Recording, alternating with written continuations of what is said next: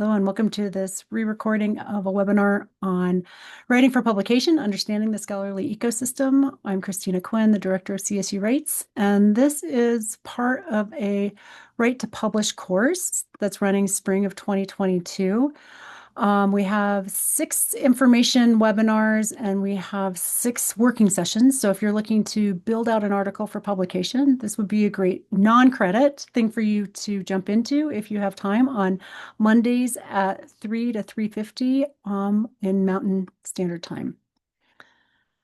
Today for this webinar, though, we're talking specifically about the scholarly publishing ecosystem and as it pertains to articles that you'd be writing for publication.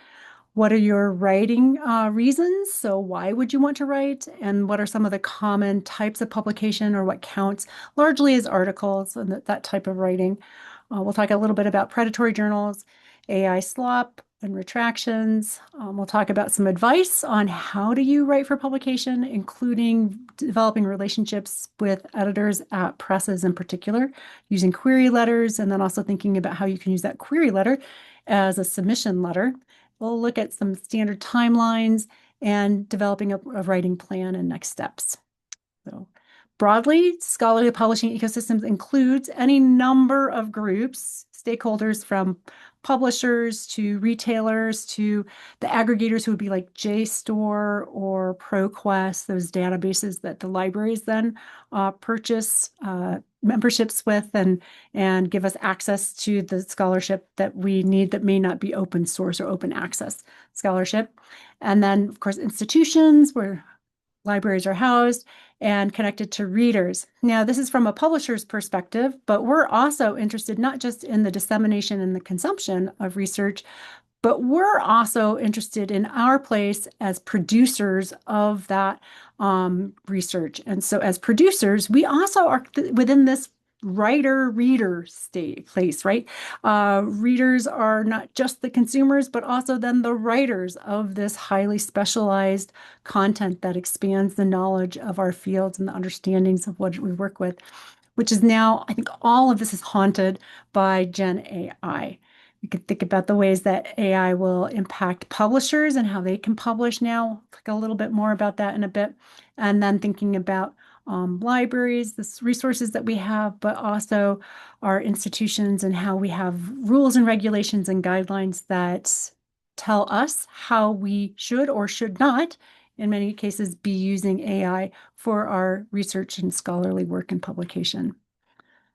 So let's talk about why we publish. And I think it's really crucial that we get clear on this because if we're not, it can just feel pretty tedious. If you keep it to the why on you having a contribution to make, you will be able to connect with your work and then to your future readers so much more easily. Because you have a contribution to make. That contribution is to field, to the building out of the knowledge, of course, of the field, but you don't do that without having people read your work, connect with the work that you're putting out there. It's how you connect with most of those folks in the field through your scholarly research and findings. It's going to be what helps build your reputation, your career in the field.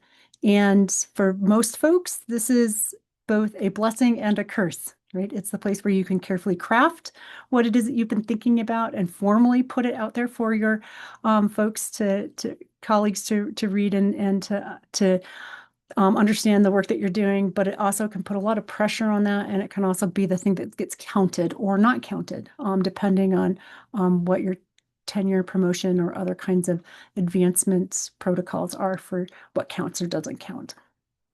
So it's required perhaps by your program or your position at the university. If you need to write or publish articles before a certain point in your graduate work, for example, or that it's connected to a postdoc that you have.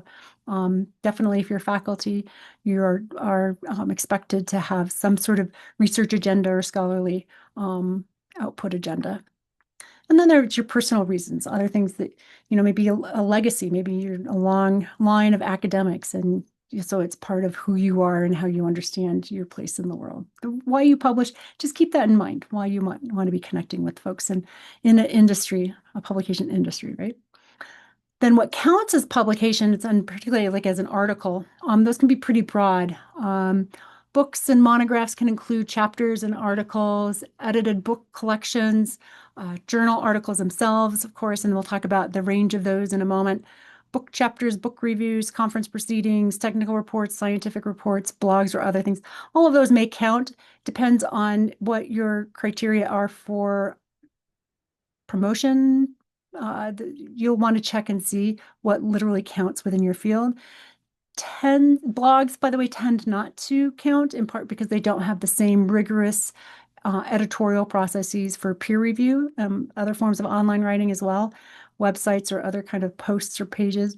But sometimes you might find that they do count and that they're definitely worth putting out there. They might not be the same thing, however, as a formal article within that kind of publishing ecosystem that is the model that we were looking at before, connected to libraries and databases. There are many types of journal articles, from original research all the way through book reviews, as we mentioned. Basically, scholarly journal articles can publish in different formats. There's not just original research articles. Some of them do require original research or data, but then you can also have reviews of secondary literature.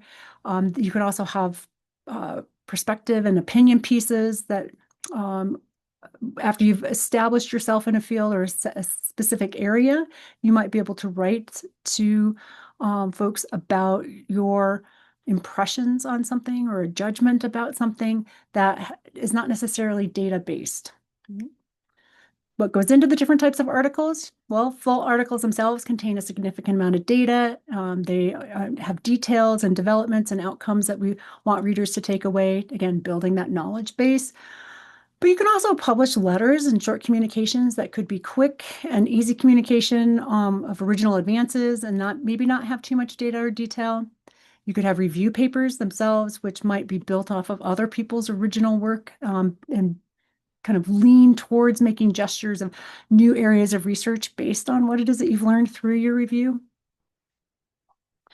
There are research element articles that could complement full research papers. So you have kind of maybe supplementary materials or additional materials that fit within there. There's just a wide range of different types of articles that can be out there in your field. Depends, again, varies significantly from field to field. I don't think my field, we don't do supplementary materials or data, for example, much. But it may be that that's a good port. You have a smaller article, but lots and lots of supplementary materials, depending on your field. Selecting from the many journals in your field for publication may already be kind of narrowed down as a set of choices for you, depending on if you are co-authoring with your advisor or a number of other co-authors, that they may already have ideas of where your article would be in conversation with other similar topics and articles and folks in the field. And so my recommendation is, if you can't read widely, get a sense, just big picture of like what's out there in your field. You can get a sense of the high end kind of journals, and then to kind of your middle brow ones and maybe your ones that are less well known. So you'll get a sense of the rankings in your field. It varies significantly. Again, like what are the top journals in one field versus the top journals in another field. But get a sense of like what's considered top and what's considered not so top. And you'll need to know that in order to be able to assess whether a journal is a predatory journal. And we'll talk more about that in a moment. But what journal kind of genre, the types of articles that we were talking about before would best suit the journal that you are wanting to submit to, what best fits your type of research or the work that you have. And then considering that fit, what scholarship are you already kind of in conversation with? Who is part of your bibliography or your references list, so that you can kind of see where they're publishing already. What are the articles that you have as part of your literature review, and who are the scholars that you're already in conversation with? Look to those journals. Those are probably the places where you want to be publishing as well. Then you can look to the journal editors and see if who those folks are, and to query them to get a sense of, would they be interested in the work that you're currently doing. And we'll talk about how to take a query letter and craft it into a pretty easy templated submission letter. So you can have a way to craft who you are and what your research is or what your scholarship is very clearly and not cookie cutter so much as a template to allow for you to showcase your work in your own style and your own way. So let's talk a little bit more about publishing before we get to the querying. All right, so take care with predatory journals. You may get after a conference or some sort of another publication, perhaps some queries from journals that you've not heard of before. It's quite flattering. You're like, oh, it's wonderful to get an invitation to submit an article for this journal. But if you haven't heard of that journal before, or if it seems like it's not in your field, do a double take, triple take, read through it. It may be that they're asking for you to publish for money, that they're asking for kind of an exchange then. And it may also be quite likely that the editorial and the peer review processes at those journals are not up to standard in your field. And oftentimes those articles do not count for tenure and promotion. If you're hired into a faculty position, they might not count as being something that would move you forward in your field to the next step. So just consider if it's a predatory journal. And then there's Beall's List. So you can go to Beall's List and you can look and search for publishers and see, are these, does it seem to be listed as a predatory publisher? How to publish. Well, you thought by the time you got the article written, that was it, right? You just submit it and then done. Well, the adventure has just begun. So that iterative process of kind of going back and forth and kind of generating content, editing that content, revising, sharing it out, getting some feedback, recrafting things, getting it to a submissible quality, those are your first steps. And during that process, you will at some point be querying and kind of getting in touch with the journals where you would want to be publishing your article anyway. So even before you submit, you're going to be connecting with them in some way.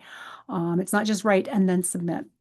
But also notice that after you've submitted, there's a series of steps that you will move through. I like the Sage Publishing diagram here where it shows that there's some movement and it's kind of iterative and it could go back and forth a bit before you hit acceptance and certainly before you would hit print publication, if at all. Quite likely it's going to be an online publication these days. But this is a kind of linear diagram of that same process, little less motion and movement shown, but it's because it's more static, it can make it seem like it's much more linear than it is. There could be a lot of back and forth in this process as well, so just keep that in mind. But when you submit to the journal, the journal editor will take a look and they will screen through and they will either desk reject, meaning it gets rejected right away and sent back to you because that's perhaps a topic that the journal is no longer publishing on. Could be just topically, they're not interested in it. There could be some other reason for it.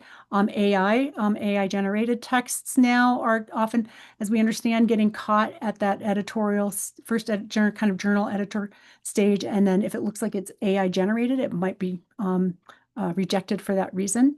If you did not use AI in the writing of your paper and you feel like somehow, or do you think that that might be the reason, please reach out to your journal editor if it's not clear to you on why it is that they've rejected your article outright.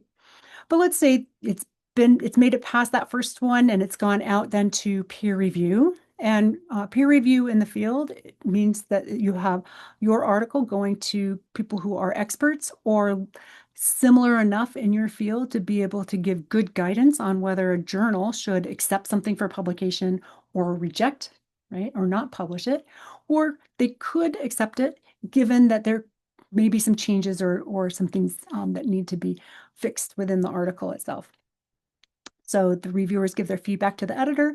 The editor may have some questions and going back and forth with the reviewers.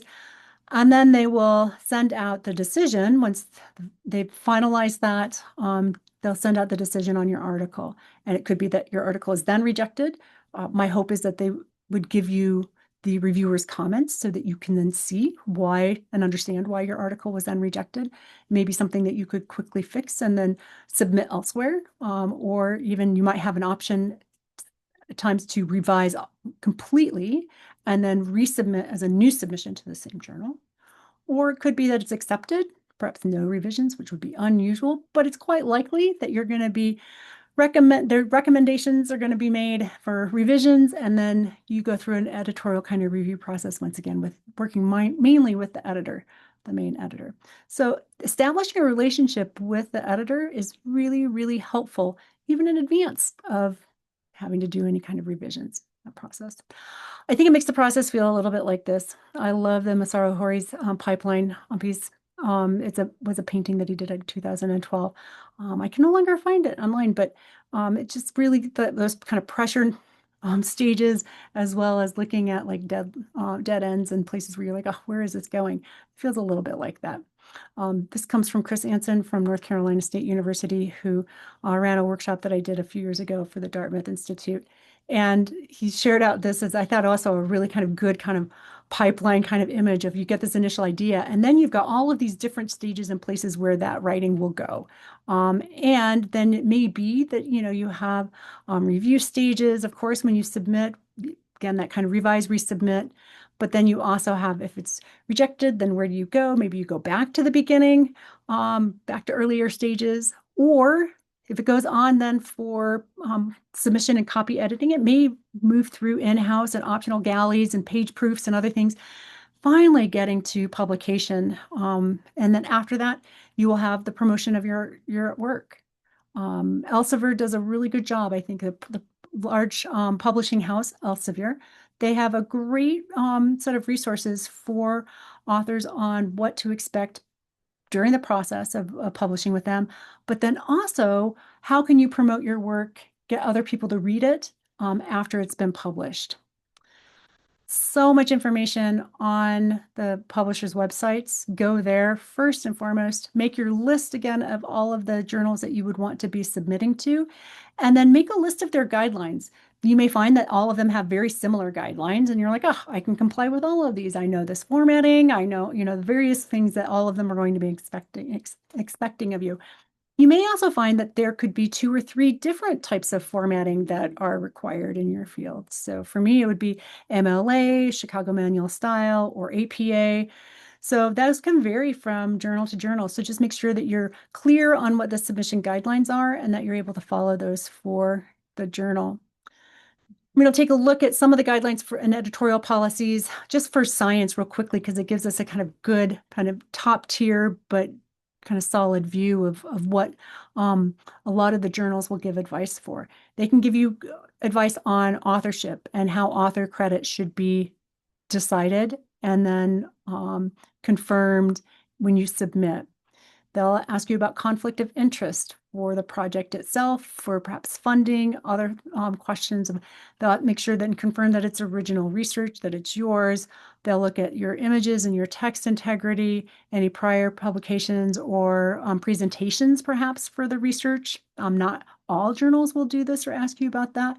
Related papers, some of them will ask you to name and list potential reviewers for your work. So take a look at what the editorial policies are, as well as some of the guidance on this website and information for authors. Super, super, super helpful. And it just gives you kind of big picture behind the scene. It also lets you know at the start, even before you start writing your article, what you're going to have to comply with when you go to submit your article. And this is especially helpful when you're looking at artificial intelligence or how you might be using AI in your research and your work. So most AI use, if it's kind of machine learning or deep learning kind of software that's used for crunching large amounts of data, or however you're using it for data management or your initial analyses, that would be built in then to your method section, and you would be describing that already in your work and your paper. What we're mostly talking about now in this instance is Gen AI, that kind of smaller subset of deep learning AI, and how it may be helpful in generating text or even in reading literature for the literature review, gathering perhaps references for your reference page for your bibliography or your works cited. And if you're using AI for any of those purposes and those are not allowed by the journal, you will want to make sure that you know that and to not use those AI platforms during the time that you're writing. If you are using AI that's allowed, let's say it's allowed for your literature review, you want to be able to make sure that you're documenting how you're using it and that you're able to disclose that use to the journal after the fact, right? After you've used it. And so most say that you can use it. You just have to provide detailed information on how you've used it. Um, Note that at Science, editors may decline to move forward with manuscripts if AI is used inappropriately. Reviewers may not use AI technology in the generating of writing their reviews because it could breach confidentiality in the manuscript, right? So you don't want to have your unpublished data dumped into an open AI system at the peer review level, or at the peer review, right? And also note that a lot of journals are very careful about AI generated images and other multimedia, and these are not permitted, for example, at science journals. So make sure you're clear on the guidelines at the outset before you start drafting and writing your manuscript. This is in part because writing, this is a series of articles from Nature, but Science in the New Age of AI back in 2023 that came out. But it's just a reminder that it's here and we're grappling with how do we work with it or do we use it in our writing. This comes from Boris Streepy from the Sentient Syllabus, and he talks about how co-writing with AI must always start with your own first thought, that you are always the one who's then the human in the loop or the human oversight, and you are overseeing everything and confirming everything that you get as an output from an LLM.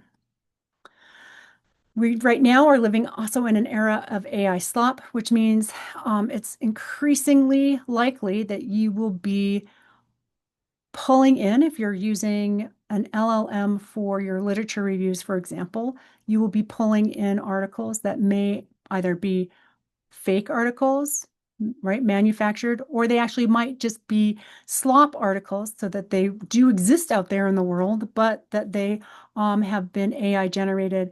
And so that may skew your conversation, right, about the work that you're doing in connection to others as you do with the literature review. It may also impact how it is that you are shaping the nature of the conversation within the field and showing particular biases that may actually not be there because you're relying on articles that are AI slop and AI generated.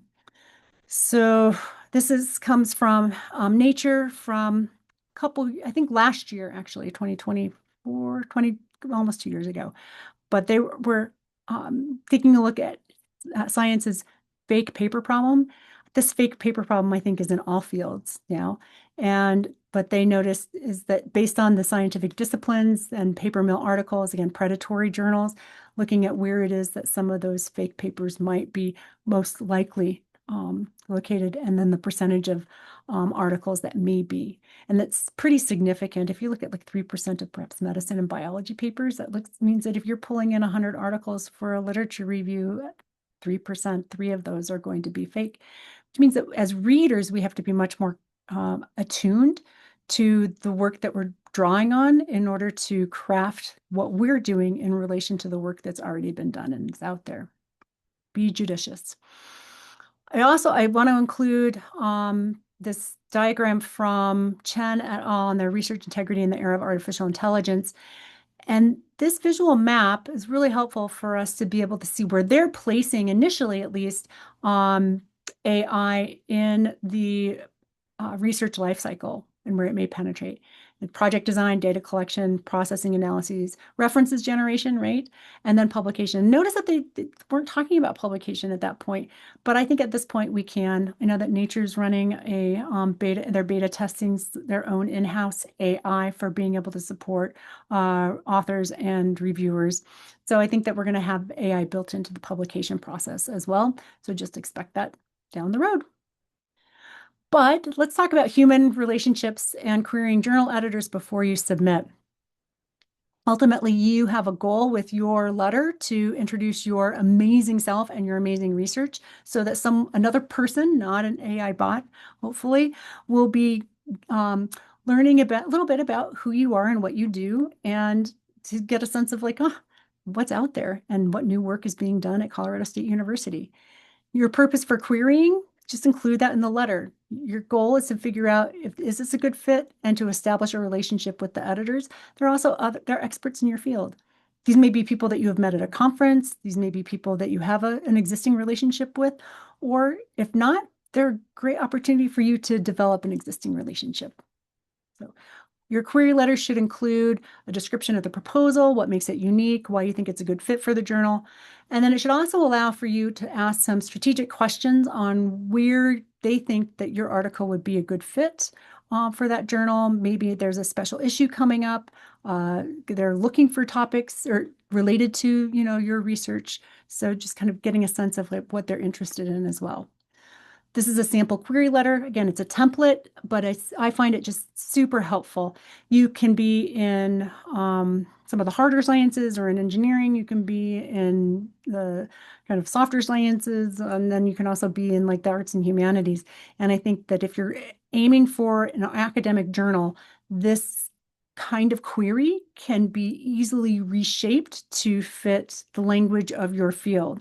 It has some basic components to it, which is you address the kind of this is formally, right? It doesn't have to be overly formal. It can be engaging, but it needs to be structured and formal. This is an editor at a journal where you're asking for them to consider your article, your writing for publication. And so you want to put your best foot forward. So you're querying them, you'll just let them know what you're doing for an article, give them the title of your article, and also state the journal name. It may be helpful if they're editors on multiple journals, that they can keep track of your message in that way. But it's just also nice for that kind of clarity. Note that if you are querying multiple journal editors, because you can't submit an article to more than one press at a time. So if you're kind of querying interest and you get a sense that someone's not interested, you want to make sure that you know which journals you too are writing to query.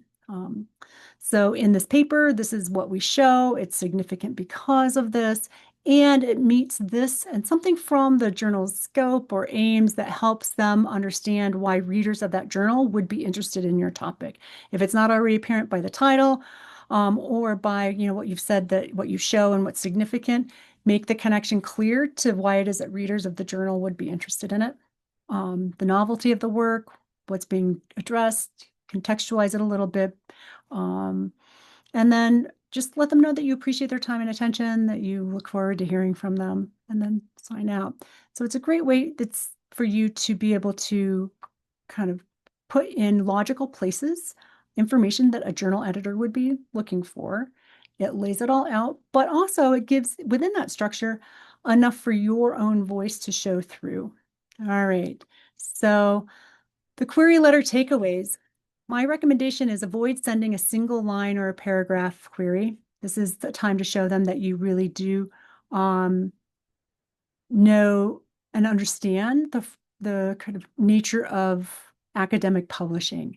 And so you don't want to just send and say, hey, would you be interested in this? This is not a hey kind of query. This is a dear, I'm interested in, right? And so it's a much more formal kind of approach. And then just spend some time presenting you and your work. Again, be formal, but be engaging. And it's really kind of that thing that feels like a little bit like a catch. Like, how do you do that? But gradually, you do. If you're not haven't done it a lot yet, you will enough so that you can make those kind of standard moves and expectations sound like you and not like AI. Right?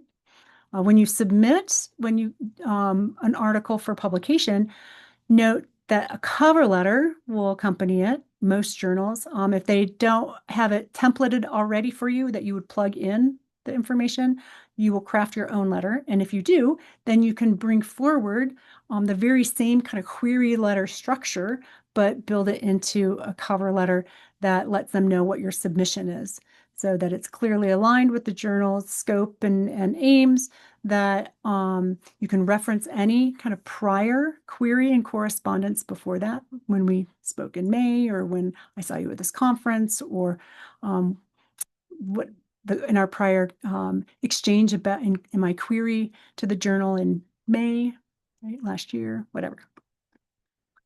So it just lets them know that. And then you also it'd be good for you to identify that if you are there any conflicts of interest that you need to be disclosing or none, or if there's any funding relationships or anything else that you think would be helpful for them. Please just give them that kind of information quickly.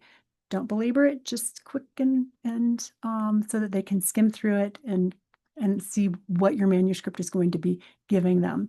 They won't read your manuscript first without reading your cover letter. So do your homework. My recommendation is to design a writing plan, including the simple things that we don't ever think about. Where will you write? When will you write? How often? What writing obstacles do you commonly experience or face when you are writing? And how will you overcome those? What are some of your strategies? So if you know that you have children who often interrupt, is there a way that you can write at a different time of day? Or can you let your children know that you have 1 hour set aside for writing and then you'll be with them after, which is perfectly acceptable.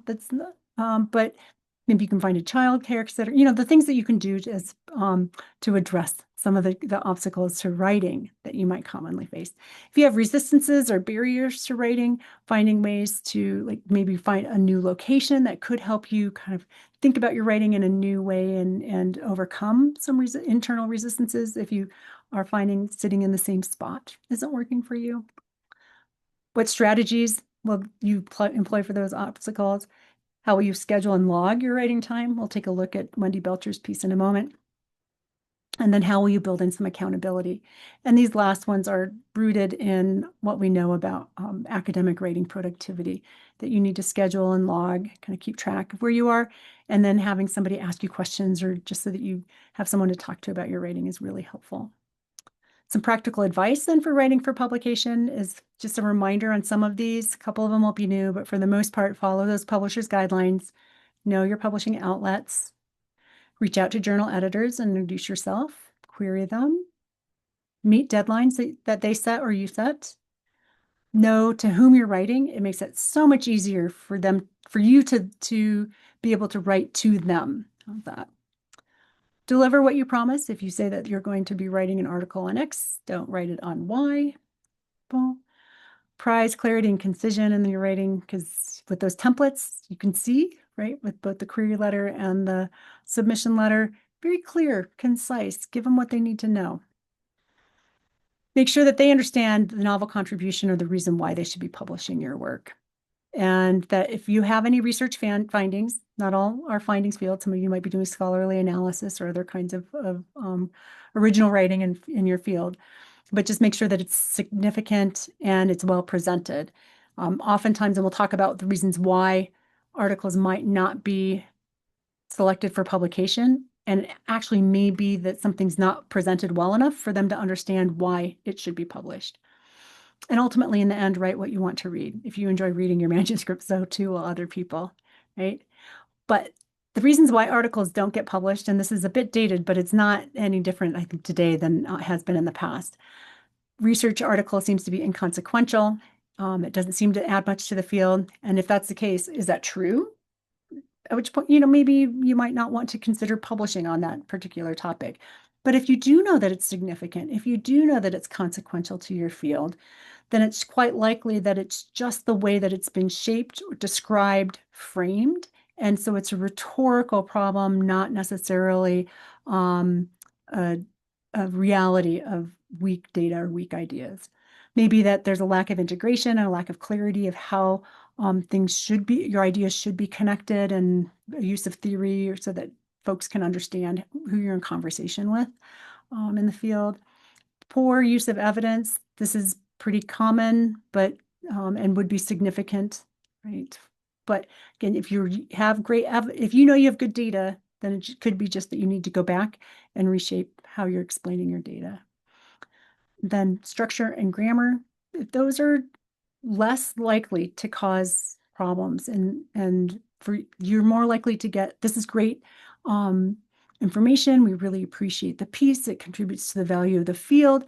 And yet these sentences, right? The sentence structure is off. This is hard to read. This section needs to be reorganized. So you may get a lot of that kind of feedback. And if it's possible that you can't revise and resubmit to that journal, you can definitely take that advice and revise and resubmit elsewhere. Avoid stressing out ultimately about those grammar rules. It's not going to do anybody any good. So make sure that you're just focused at the top level issues so that folks can understand what the significance of your field. If you do, however, want to build your skills, I highly recommend getting a good guide like Stylish Academic Writing or getting feedbacks on your drafts, and make sure that you schedule time for multiple revisions. I highly caution you about using external Gen AI or large language models for getting feedback. If you are producing original work, which if you're going out for scholarly research publication, you should not be putting your original work into large language models that are not in-house and protected by CSU. So just keep that in mind, that it's best for you to build your skills and your confidence in writing right away. It's better for you to do that and work with your advisor than it is for you to just dump in your work into a large language model. All right, enough said. There are some good guides out there. Joshua Schimmel's Writing Science and Science Research Writing for Non-Native English Writers. Both of those are great guides for how to craft sentences, how to craft paragraphs and sections, and what a research article, particularly in the sciences, should look like. Wendy Belcher's Writing Your Journal Article in 12 Weeks, a couple different versions of it, first and second edition, but so you can just see that it's a lovely workbook. We use it in the Write to Publish course, and so she's mostly on there in the social sciences. So if you think that it works for you, then go ahead. But we've had folks who have used this from civil and environmental engineering and had great results. She has a clear kind of structure to her approach. She's used this in a course for many years. We use it to structure our course loosely now. But just note that this is for if you are designing a plan for writing an article where you already have all the data, maybe you've already published at a conference about it, and you've got some slides and you've got most of your literature review or some sense of who you're in conversation with. So you're already kind of on your way. This is a great kind of structure, I think, for that kind of writing. If you're still hemming and hawing, you're not quite sure, and you're not clear about the story that you're telling about your data, you might not be ready to do this plan specifically, but just consider, I think you probably could write your article still within about 12 weeks. If you're segmenting out enough time, maybe 10-ish hours during the week to focus specifically on that article. That would be 120 hours, for example, and that would seem to be a significant amount of time for both sketching out, drafting, revising, and then refining your article. It helps to have a community of writers for that revising and refining. So just note that we have lots of different options that CSU writes for groups, different types of accountability groups or feedback or reading, and again, the Write to Publish course. And my last bit of encouragement for thinking about your writing community and your writing ecosystem is for you to encourage scholarly journal editors in your ecosystem. These are people who will give you great feedback on your writing, and they will help you grow, build your reputation in the field. You will learn a lot through the process of publishing and working with journal editors. This is if you were part of the Write to Publish course, and we'll send out emails to everyone as a follow-up, but just note we'll be asking some of these questions and adding it to the information that's accessible on the website. So you have part 1 and then part 2. All those questions that I asked of where will you write and when will you write, we'll ask a version of that. So, all right, my parting wishes and encouragements for you are take what you learned today and experiment with it. Try out some new ideas, put down what's not working for you, share widely what is working, what you're engaged with and excited about. And if it comes from CSU Writes, please give us a shout out. We appreciate it. And until we meet again, may your writing be brief, frequent, low stress, and highly rewarding. Take care.